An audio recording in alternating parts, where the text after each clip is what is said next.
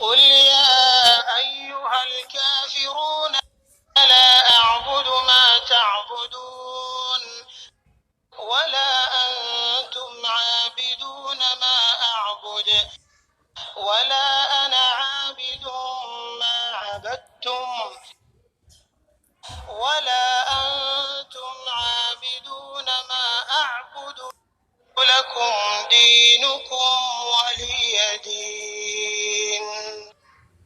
إذا جاء نصر الله والفتح ورأيت الناس يدخلون في دين الله أفواجا فسبح بحمد ربك واستغفره إنه كان توابا.